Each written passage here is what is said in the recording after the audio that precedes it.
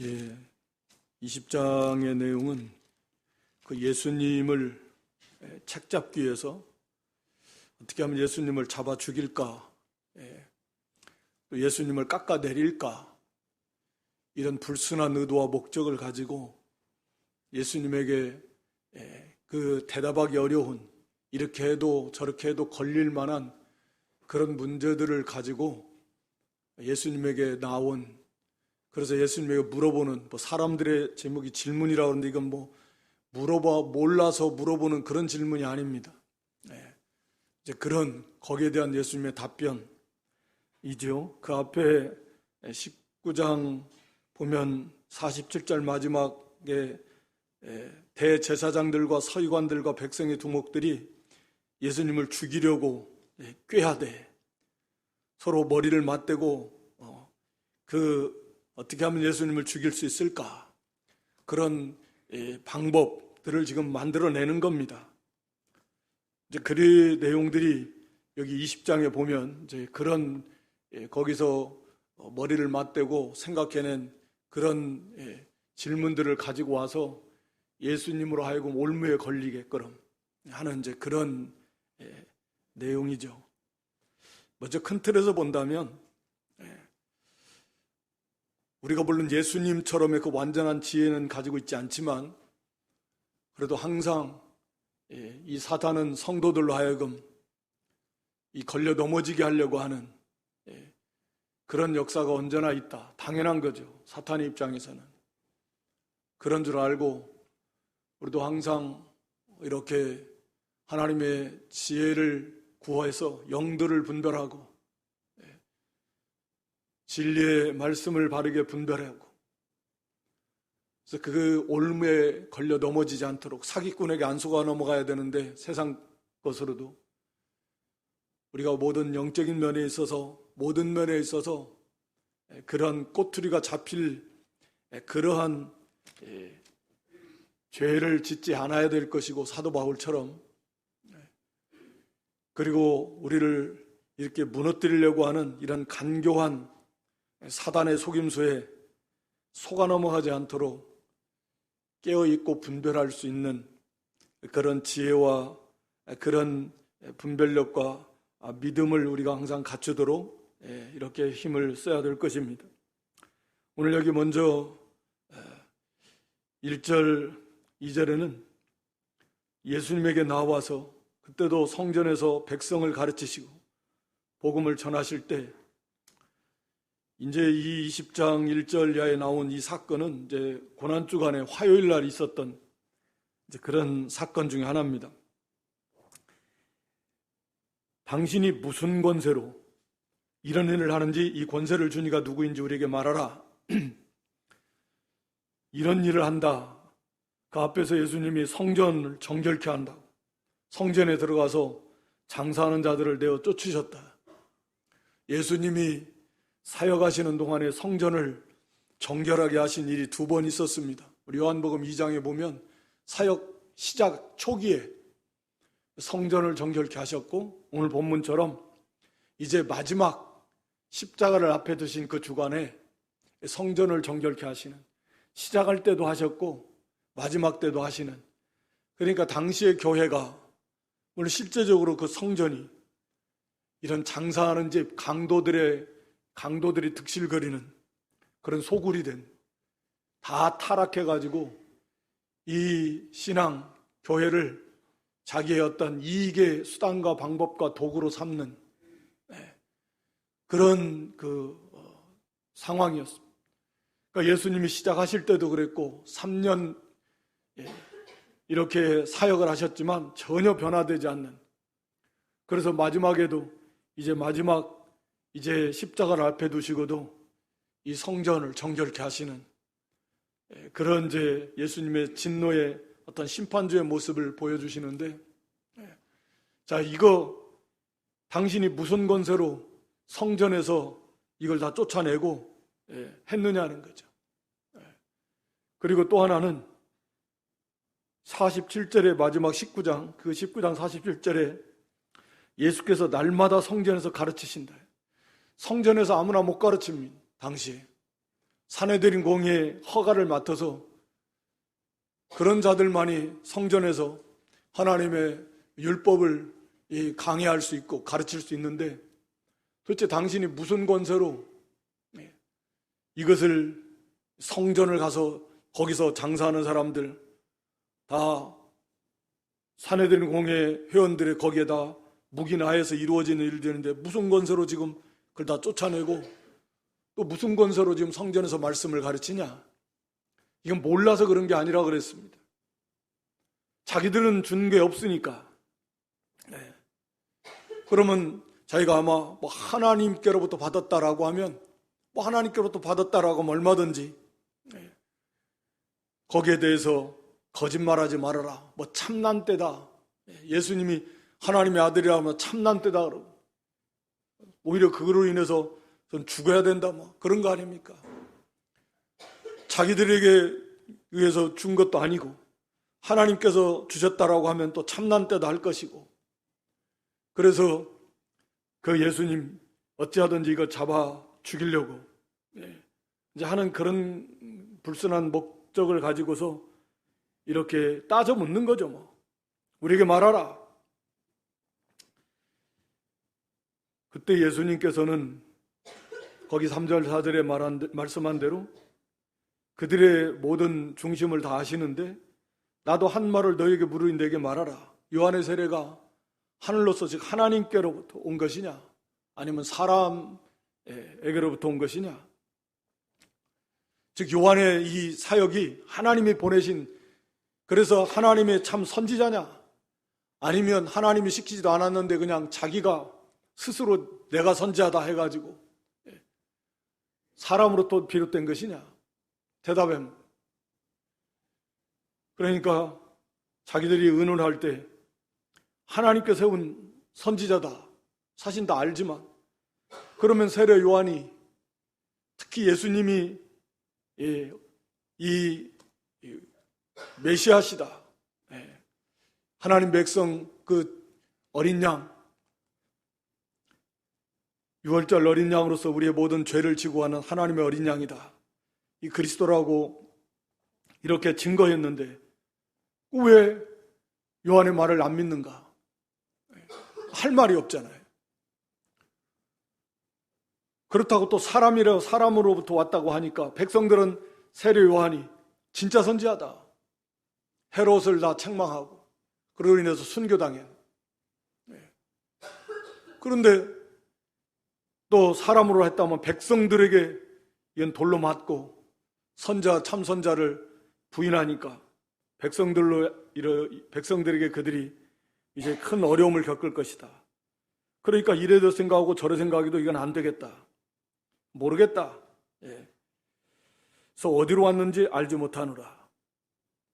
이렇게 물론 참 믿음이 없으니까 양심을 안 쓰고 흔히 정치적인 철저하게 자기의 이익에 기준해가지고 이게 우리한테 이익이 될 거냐 안 될 거냐, 이게 종교가들이, 타락한 종교가들이 모든 신앙이 옳으면 옳고 아니면 아니다, 옳다 아니라 이렇게 해야지 이것이 옳다고 했을 때 나한테 도움이 되냐 손해가 되냐, 플러스냐 마이너스냐, 이걸 아니라고 했을 때 또 나에게 어떤 그런 결과가 올 것인가, 이런 것들을 생각해가지고 거기에 따라서 하는 것은 그건 물론 믿음도 아니고 양심도 아니고, 그러니까 옳은 건 옳고 아닌 건 아니고, 하나님의 말씀이 그런 바른 믿음과 양심을 가지고 나가야 되는데 그걸 자기한테 유익하면 아닌 것도 그렇다 그러고, 손해가 날 것 같으면 또 사실인 것도 아니다 그러고, 이렇게 타락한 모습을 보여주는 것입니다. 그러니까 예수님께서도 나도 무슨 권세로 이런 일을 하는지 너에게 이르지 않겠다, 이런 자들에게는 뭐 어차피 다 아시니 진리를 가르쳐줘도 오히려 그걸 믿지 않을 뿐만 아니라 오히려 그걸 통해서 예수님을 공격하려고 하는 그런 기회로 삼을 것이 뻔하기 때문에 개나 돼지 진주를 주지 말라 그랬는데, 그런 자들에게는 개나 돼지와 같아서 진주를 줘봐야 발로 밟고 상하게 하는, 주지 않는다라는 거죠. 그러니까 우리가 어떠한 진리를 깨달아 아는 것도 참으로 중심으로 하나님의 말씀을 사모하고 정말 알고 싶어서 사모하는 영혼을 만족케 하시는데, 그런 믿음과 양심을 쓰지 않고 또 진리에 대해서, 참 하나님의 뜻에 대해서, 또 메시아에 대해서 참으로 관심이 없는 상태에서는 어떠한 하나님의 참 뜻도 알려받을 수 없다, 진리를 깨달을 수 없다 라고 하는 것이 여기서 우리가 알 수가 있습니다. 예수님 자신에 대한 그런 바른 진리를 이미 지금까지도 가르쳐 왔지만, 증거했지만 그들이 받지 않았기에 그런 상태에서는 참 진리를 깨달을 수 없다 라고 하는 거죠. 우리도 언제나 진정으로 깨끗한 마음을 가지고 사모함으로 하나님의 진리를 받고 싶어 하면 그 진리가 정말 깨달아지고 나에게 생명이 되고 양식이 되고 위로가 되고 힘이 되고, 때는 우리 삶의 결국 내 길에 빛이 되는 그런 생명 있는 말씀이 되지만, 그런 말씀 거기에는 사실 관심도 없고 그저 욕심에 기울어져 가지고 어떻게든지 그걸 자기에게 이익이 되는 용도로 수단한 방법으로 사용하려고 하는 사람들에게는 참 진리를 계시해 주지 않습니다. 해줘봐야 되지도 않고 깨닫지도 못하고 그걸 가지고 이렇게 자기 이익의 도구로 쓰니까. 그렇지만 예수님께서 비유로 말씀을 해주십니다. 그들이 얼마나 악한 존재들인가. 거기 포도원 비유인데 9절에 이 비유로 백성에게 말씀하시되, 한 사람이 포도원을 만들어 농부들에게 새로 주고 타국에 가서 오래 있다가, 당시에 흔한 일입니다. 대지주가 자기가 농사 안 짓고 소장농에게 주서, 그래서 이제 타국에 있다가 때가 되면 이제 소작 새를 바치라고 하는 거. 당시에도 그런 일이 많이 있었다 그래요. 다 아는 너무나 평범한, 예수님의 예는 항상 그런 것들, 당시에 쉽게 이해할 수 있는. 그래서 포도원 잘 만들어 놓고 그 포도원 잘 관리해서 그 다음에 해마다 얼마씩 바쳐라, 그런 거잖아요. 물론 이것은 이제 비유니까 한 사람은 물론 우리 하나님을 상징하는 거죠. 이 포도원은 물론 이제 구약 교회, 유다 교회, 하나님 나라 구약 교회를 가리킨 표현입니다. 농부들은 여기서는 이 지도자들을 가리킨다고 볼 수 있는 거겠죠. 지금 이 사람들을 직접적으로 지금 예수님 비유로 말씀하시는데, 이런 지도자들, 농부들에게 새를 줬어요. 구약 교회를 그 지도자들에게 맡겨놨습니다. 잘 관리해서 열매들을 잘 맺도록, 포도나무들이 열매를 잘 맺어요. 백성들을 잘 가르치고, 물론 자신들도 잘 본을 보이고, 백성들이 믿음에 바로 서고 하나님을 잘 경외하고 경건하고 사랑이 있고, 이런 아름다운 포도 열매를 맺어나가는 포도원이 농사가 잘 되도록 지도자들에게 일차적인 책임이 있고, 하여튼 그런 거, 여기 핵심은 그런 거죠. 이 지도자들이 그 잘못된 걸 지적하시려고 하는 건데, 맡겨놓고 타국에 가서 오래 있다가, 물론 이건 비유니까 우리 하나님이 하나님 나라에 계시다가, 그러다가 해서 때가 이르니까, 때가 이르렀다는 말은 반드시 열매를 맺을 때가 충분히 됐고, 그래서 이제 그 수확하고 그 소출을 받을 때, 이 계약을 할 때 해마다 농사를 이제 짓고 나면 이 세를 받아야 되니까 그 때가 되면, 그래서 종을 보냈습니다. 농부들에게 세를 바치라고. 그럼으로써 이 포도원의 주인이 하나님이시다 라는 걸 인정하는 거고 당연한 거니. 그런데 그 종을 심히 때리고 거저 보냈다. 아주 악한 거죠. 다 그렇게 계약을 해서 얼마씩 바치기로 해서 포도원 농사를 짓는 거잖아요. 당연히 주인이 권리로서, 당연히 자기들의 의무로서 그 얼마를 바쳐야 돼요. 근데 그 종을 그냥 돌려보내는 것도 아니고 핍박을 해가지고 막 심히 때리고 죽을 만큼 때리고, 얼마나 악한 사람들입니까? 그래도 주인은 또 다시 다른 종을 보냈다.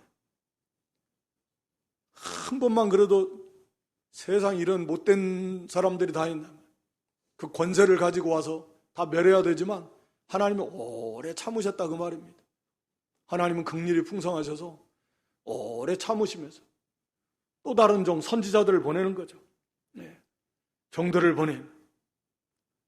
그랬더니 또 그도 심히 때리고 능욕하고 빈손으로 보내요. 그래도 하나님 또 참으시고 12절에 보면 또 다시 세 번째, 이건 뭐 첫 번, 두 번, 딱 세 번을 말하는 게 아니라 3도 완전수니까 그렇게 오랫동안 하나님이 참으시고, 종도 뭐 한 사람, 두 사람, 세 사람만이 아니잖아요. 우리가 잘 아는 대로.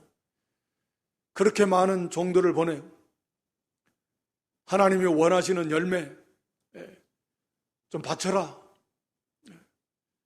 농사 잘 지었으면 포도나무, 포도 열매, 무화과 열매, 다 잘 감람나무 다 이거 다 열매 맺힐 건데 하나님이 원하시는 그 열매를 좀 바쳐라는 거예요. 바칠 생각을 안 하고 종들만 핍박하고, 그래서 포도원 주인이 어떻게 할까? 그래서 마지막으로 내 사랑하는 아들을 보내겠다. 그 아들은 공경할, 그걸 기대하면서, 이게 참 이런 주인이 없죠. 사실은 하나님이 얼마나 자비와 긍휼이 풍성하신, 얼마나 오래 참으시는 우리 하나님이신가. 이렇게 흉악한 이런 날강도도 이런 날강도가 없는데 하나님이 그렇게 참으시고 긍휼을 베푸시고 마지막 자기 아들을 보내셨습니다. 예수 그리스도를. 그랬더니 이제는 예수님은 농부들이 그를 보고 서로 의논하여 가로되, 야, 상속자니까 그를 죽이자. 이제 이게 이제 죽이자. 깨닫고 우리가 잘못했다 가지고 그 어린 그 주인을, 그 아들을 잘 이렇게 회개하고 받아들이는 게 아니라 이제는 아예 죽이자. 죽여. 아들이 하나밖에 없는데 그 아들 죽이면 이제는 이건 우리 것이다. 거기 14절에 그 유업을 우리의 것으로 만들자. 그건 참 흉악하기 짝이 없습니다. 그래서 얼마나 이들이 악한 것인가 하는 것을 깨우쳐 주시려. 근데 이 사람들을 보면 거기 19절에 서기관들과 대제사장들이 예수의 이 비유는 자기들을 가리켜 말씀하신 줄 알았어요. 다 알았어요. 그래도 양심의 가책을 안 받아요. 회개할 줄을 모르는 거죠. 참 이렇게 되면 정말 두려운 일입니다. 욕심의 눈이 다 멀어가지고. 그래서 포도원 밖에 내어 쫓아 죽였다. 물론 예수님이 지금 당장 죽지는 않지만 며칠 있다가, 지금 이때가 화요일 날 있었던 사건이라고 그랬잖아요. 이제 목요일 날 잡히시고 금요일 날 오전에 이제 십자가 달리시니까 불과 먼저 며칠 안 남았네. 당시 이 비유를 주실 때에도. 그래서 예수님이 어떤 죽음을 죽으실 것이고 이들이 어떤 악을 행할 것인가를 다 가르쳐 주고, 이들 속엔 벌써 예수님을 죽여야 되겠다 서로 모의하고 지금 나와온 거니까 속이 좀 뜨끔뜨끔해가지고 찔림을 당하고 회개해야 되는데 마지막 그런 기회도 다 내버리는. 그러면 포도원 주인이 이 사람 어떻게 하겠네? 그 권세가 많은 그 능력의 포도원 주인이 가만히 있겠습니까? 자기 아들을 죽여버리는 이런 흉악무도한 이 악한 존재들이 어디 있는가? 우리가 다 이런 흉악한 자들인데. 그래서 16절에 와서 그 농부들을 진멸해버리고 포도원을 다른 사람들에게 주리라. 이 마태이 21장 41절에 보면 열매를 맺는 다른 사람들에게 준다. 열매를 맺힐 수 있는 그런 사람들 맡겨주겠다. 하나님의 교회를. 이방 신약 교회, 하나님이 참 종들, 참 지도자들을 세워서 하나님의 교회를 세워나가실 것을 이렇게 상징한다는 볼 수 있는 거죠. 그래서 하나님의 교회를 자기 것으로 만들려고 하는 이 주인이 하나님이 마땅히 받으셔야 될, 하나님께 돌려드려야 될 하나님이 원하시는 열매들, 지도자들부터 잘 가르치고 잘 양육해서 본인도 마찬가지고 교회도 그 농사가 잘 돼서 하나님이 원하시는 그런 좋은 열매들이, 성령의 열매, 빛의 열매, 포도나무 대신 예수님을 닮아가는 그 포도 열매, 그런 열매들, 그런 것을 교회가, 이 지도자들이 바로 잘해서 관리해서 부지런히 잘 농사 잘 지어서 주인 되시는 하나님이 원하실 때 그런 열매들 이렇게 드리면 소출 얼마를 받는 거지. 많은 것은 자기들이 누리고 그 당연한 건데 오히려 그건 뒤로 하고 그건 자기 것 삼으려고 내 수단과 방법을 써서 내 욕심, 자기의 어떤 이익의 도구로 삼는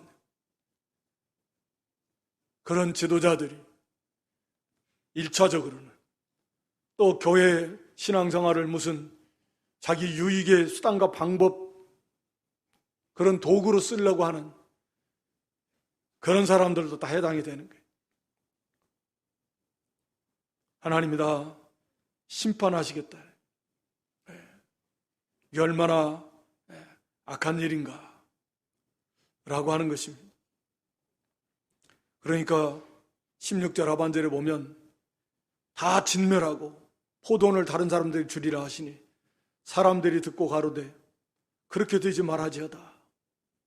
그렇게 안 됐으면 좋겠습니다. 당연히 그렇게 안 돼야 되는데, 그런데 거기에 17절에 보면 저희를 보시며 가라사대 그러면 기록된 바 시편 118편 22절의 말씀, 기록된 성경 말씀 반드시 그대로 이루어진다라는 거죠. 기록된 말씀, 건축자들의 버린 돌이 모퉁이의 머릿돌이 되었느니라 하면 어찌미뇨. 이렇게 된다고 성경이 예언해 놨는데, 그럼 이 말씀이 그럼 어떻게 될까? 이 말씀이 이렇게 안 되면 이 말씀이 성취가 안 되는데 그게 가능한 일인가? 아니라는 거죠. 하나님 말씀은 반드시 그대로 이루어진다는, 반드시 그렇게 될 거라는 거죠. 건축자들, 즉 유대 종교 지도자들이 이거 당시에는 이 모퉁이돌 집을 건축하는데 막 아주 견고한 큰 돌을 이 모퉁이에 부터 해서 거기서부터 이렇게 오늘날 우리로 말하면 기초. 그런데 그 모퉁이돌, 이건 모퉁이돌로 못 쓰겠다, 이거. 건축 못해, 이거. 모퉁이돌로 합당치 않아. 다른 돌 버려버렸다, 이게. 예수님이 하나님 나라의 모퉁이돌,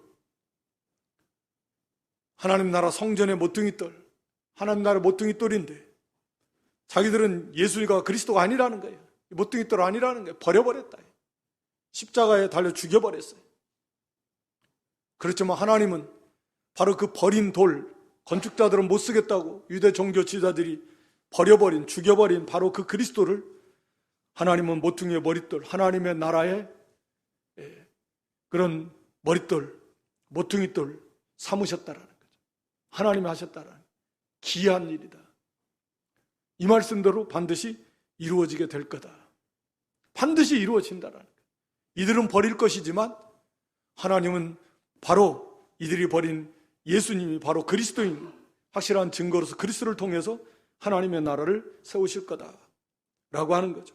그래서 18절에 무릇 이 돌 위에 떨어지는 자는 깨어지겠고 이 돌이 사람 위에 떨어지면 저로 가루를 만들어 흩으리라. 그러니까 바로 이 돌, 산돌, 구원의 산돌이신 예수 그리스도를 대적하면 걸려 넘어지고 깨어지고, 또 이렇게 이 종교 지도자들처럼 그렇게 예수님을 대적하는 자들에게 심판의 주님으로 그 큰 돌이 그 사람들에 떨어지면 어떻게 되겠습니까? 가루가 돼버린다. 심판의 돌이다. 믿는 자에게는 생명의 돌이지만 믿지 않는 자에게는 심판의 돌이다. 그래서 사도 베드로가 베드로전서 2장 4절로 8절에 보면 이 말씀을 잘 이렇게 요약해서 기록을 해놓고 있습니다. 그래서 베드로전서 2장 4절로 8절에 사람들에게는 버림바가 되었어. 하나님께는 택하심을 입은 보배로운 산돌이신 예수에게 나아가자. 믿는 자에게는 예수님은 보배로운 살아있는 생명을 주시는 그런 돌, 아주 강력한 그런 능력의 주님이십니다. 그래서 그 주님께 나아가 주님께 연합되어서 산돌처럼 예수님처럼 그렇게 신령한 집으로 세워지고 하나님을 기쁘시게 하는 그런 신령한 영적 예배의 삶을 살아야 된다는. 그러나 그렇지 않는 자들에게는 계속 보여주세요. 6절. 또 내가 택한 보배롭고 요긴한 모퉁이 돌을 시온에 저를 믿는 자는 부끄러움을 당치 않는다. 부끄러움 당치 않습니다. 믿는 그대로 반드시 다 이루어지게 될 것이지만 마지막 그 다음에 믿는 너에게는 보배롭지만 믿지 아니하는 자들은 건축자들이 버린 그들이 모퉁이에 머릿돌이 되고, 마지막 8절이요. 부딪히는 돌, 거치는 반석이 되었다.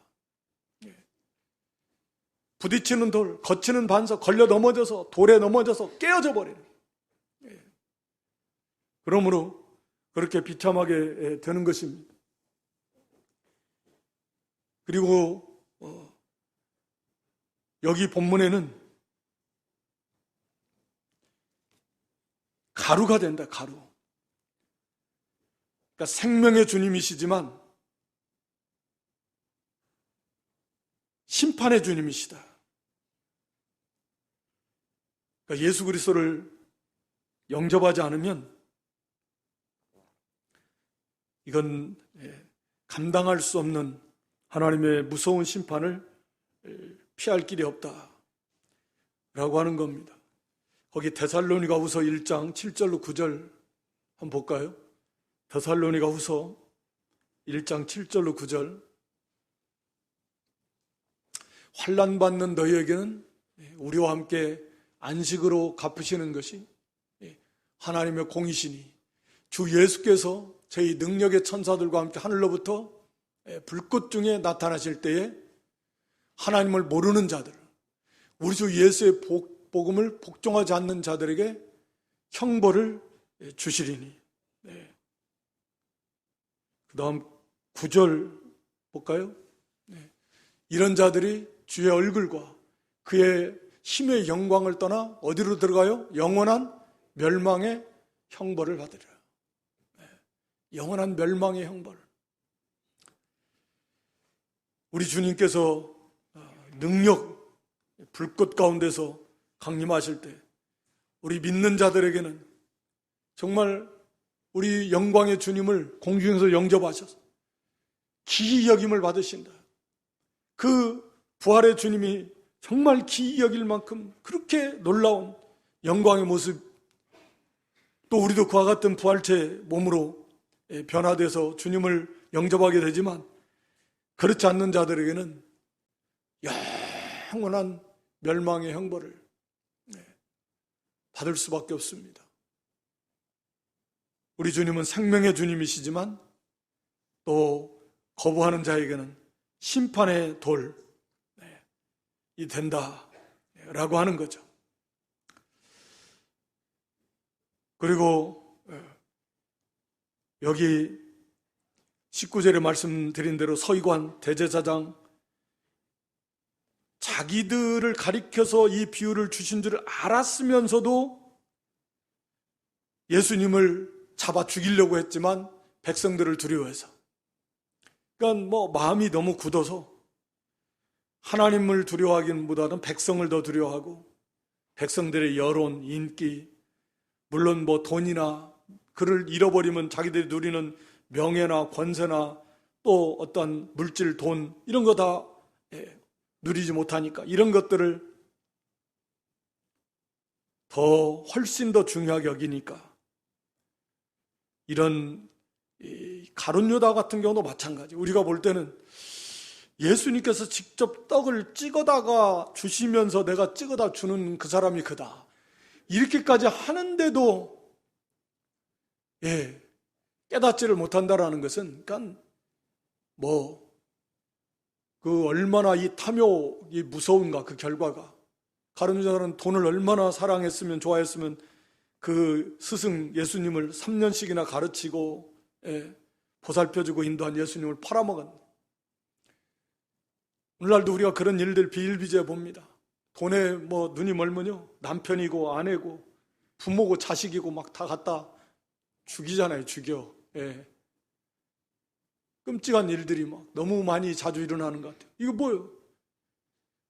욕심, 돈에 눈이 멀으니까 인간의 가장 기본적인 그런 인륜을 저버리는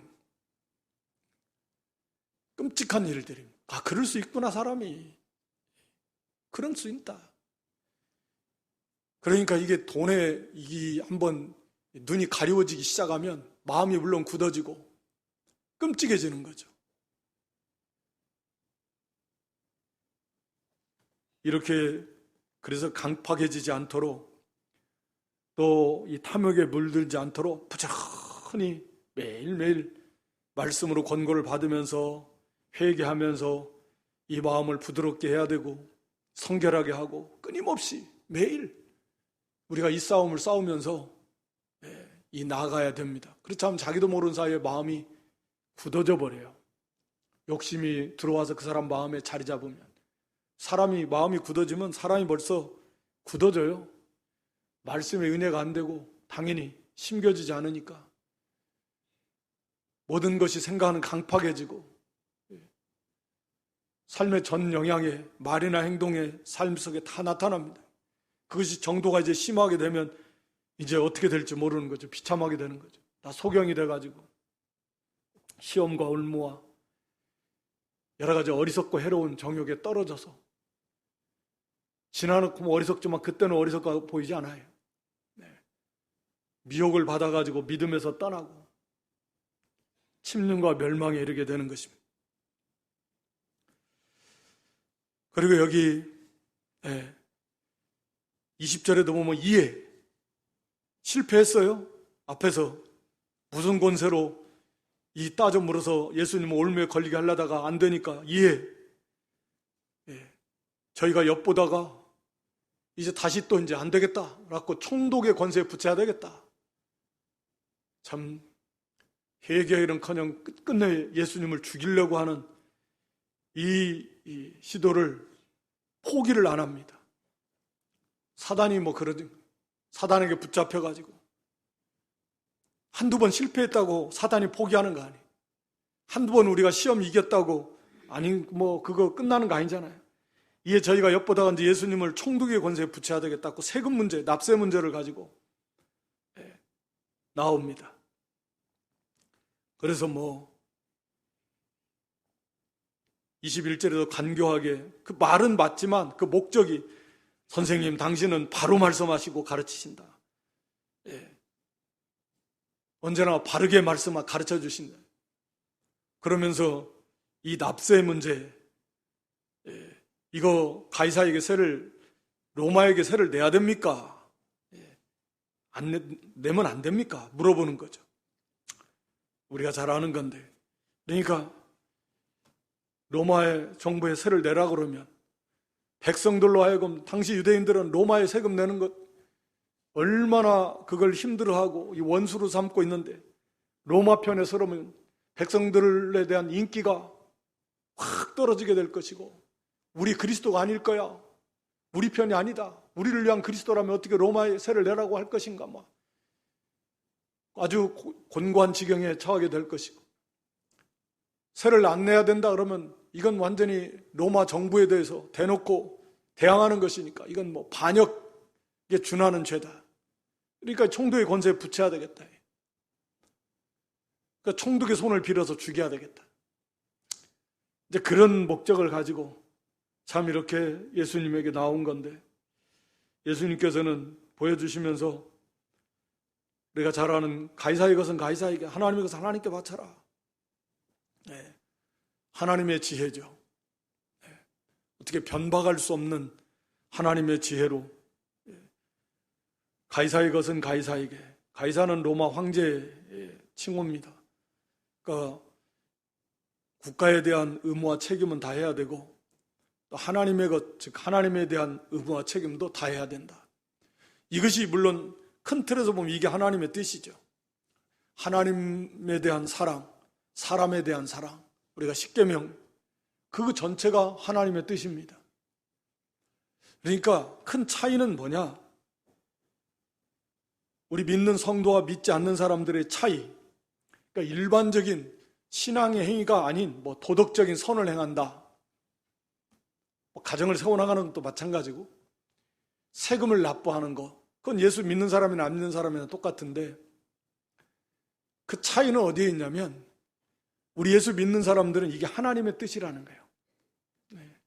하나님의 뜻이다. 하나님의 뜻이기 때문에 하나님의 영광을 위해서 하나님 뜻에 순종하느라고 국가의 권세에도 복종하고 성실하게 세금도 내고 이웃을 사랑하라 했으니까 이웃도 사랑하고 구제도 하고 하는 것입니다.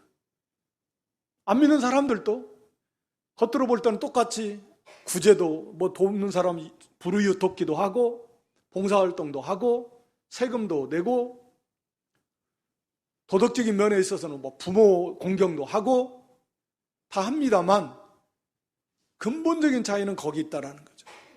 하나님의 뜻, 이걸 하나님의 뜻으로 알고 그 하나님의 영광을 위해서 하나님을 기쁘시게 하기 위해서 순종하느냐, 그러면 그것 자체는 하나님 앞에 칭찬이 되고 상급이 되는 것입니다.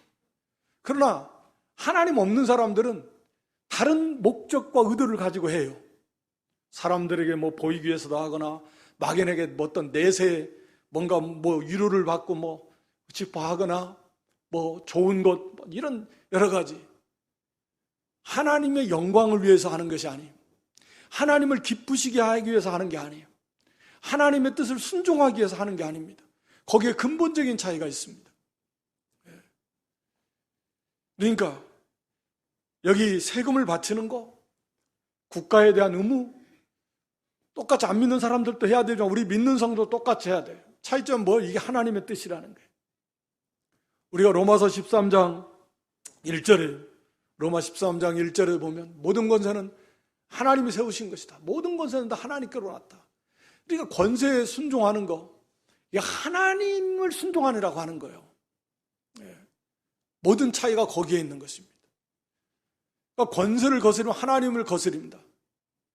물론 권세를 잡은 자들은 또 하나님이 세우신 권세를 주셨을 때는 그 권세를 가지고 바르게 사용하라고, 선한 일을 하라고 주신 권세인데 그건 그 사람들이 하나님 앞에서 받을 그런 결산이고, 우리는 하나님의 뜻에 순종하느라고 국가의 권세에 순종해야 되는 것입니다.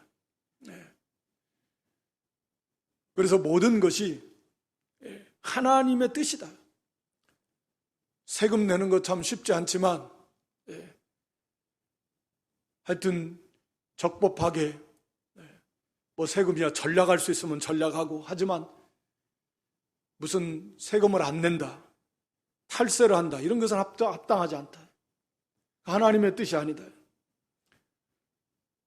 정당하게 해야 될 거, 뭐 세금을 납부할 거 납부하고 또 뭐 국방의 의무할 거 하고 우리가 하나님이 세운 권세 거기에 순종하는 거예요. 하나님이 이 국가라는 제도를 통해서 이 하나님 백성들을 보호도 하고 세워나가시는 거잖아요. 하나님이 그런 국가의 제도를 사용해서 이루어 나가시는 겁니다. 그러니까 하나님의 뜻을 순종하느라고 세금도 정당하게 내야 되고, 또 뭐 국방의 의무가 있으면 국방의 의무도 해야 되고, 뭐 해야 됩니다. 법도 하나님의 뜻을 거스르는 것이 아니라면 법도 지켜야 되고. 왜요? 그게 하나님의 뜻이니까. 그게 빛을 비추는 것이니까. 그리고 하나님의 것은 하나님께. 하나님 앞에 물론 뭐 바로 해야 돼요. 모든 것이 다 하나님께 바로 하는 거지만, 여기서 이제 하나님께 가이사이건 가이사의 것이, 하나님에게 바쳐야 될 건 하나님께 바쳐야 된다. 우리 자체가 하나님의 것이고, 우리에게 요구하시는 특별히 물질에 대한 10의 1조, 10분의 1, 하나님의 것이라 그랬다. 우리 말라기 3장 잘 아는 거예요. 이 도적질하지 말아요. 하나님의 것을 도적질하면서 하나님께 복 달라고 하면 그 말이 안 되죠. 앞뒤가 안 맞잖아요. 그래서 너희가 저주를 받았다 그랬습니다. 하나님의 것을 도적질하면서 하나님 복 주세요. 그 말이 돼요? 얼굴이 뭐 뻔뻔하기가 보통이 아니에요. 하나님의 도적질 해놓고 하나님 복 좀 주세요. 그 말이 되냐고요. 하나님의 것이다. 신앙의 고백입니다. 모든 것이 하나님이 나에게 다 주신 것이고, 이것의 주인, 나의 주인, 모든 물질을 얻게 하신, 이게 다 주인. 에덴 동산의 선악과도 똑같다고 그랬습니다. 원리가 다 같아요. 동산의 주인이 하나님이시라는 증거죠. 왜 선악과 하나만 탁 해가지고 그냥 그거 안 했으면, 그걸 볼 때마다 이 동산의 주인은 하나님이시구나. 내 것이 아니야. 그게 필요한 거죠. 그래서 금지명령, 이건 하면 안 돼. 왜? 주인의 명령. 주인은 하나님이시. 언제나 그걸 잊지 말라는. 그걸 범하는. 10분의 1, 11조도 마찬가지. 돈이 뭐 하나님 뭔 필요가 있습니까, 사실. 그런데 언제나 하나님을 잊지 말라. 주인이 하나님이시다. 이 모든 걸 주신 분이 하나님이시다. 나의 삶의 주인. 그걸 언제나 잊지 말고 신앙의 고백을 하나님께 온전히 드릴 때 하나님은 기뻐하시고, 그 신앙을 기뻐하셔서 얼마나 더 풍성하게 주시는, 하나님 복 주시고 싶어서, 우리의 신앙을 더 기르게 하시고 싶어서, 그래서 하나님이 11조 드리라는 거예요. 더 풍성하게 막 주시고 싶어서. 그걸 바로 안다면 어떻게 11조를 안 드리겠습니까? 하나님의 마음을 헤아린다면. 날의 11조라고 하는 주일, 뭐 10분의 1은 물론 아니지만 마치 11조와 같은 그런 성격이다 그 말입니다. 주일은 한 날을 딱 구별해서 이건 주님의 날, 주님의 것이야. 모든 날의 주인도 하나님이, 그 모든 걸 나를 우리에게 다 주시고, 환경을 주신 하나님 감사, 구원해 주신 하나님 감사, 창조자 하나님 감사, 하늘의 안식을 맛보고 누릴 수 있게 감사하고, 영육간에 우리의 안식을 회복시켜 주신 하나님 감사하고, 우리 신앙을 회복시켜 주신 하나님 감사하고, 모든 약을 다 주시는 날, 안식일을 주셔서 이날 한 날을 구별해서 날의 11조처럼 모든 날의 주인도 하나님이십니다. 그걸 지킬 때 나머지 복되게 하시고 더 풍성한 은혜복을 주시려고, 원리가 항상 그런 거예요.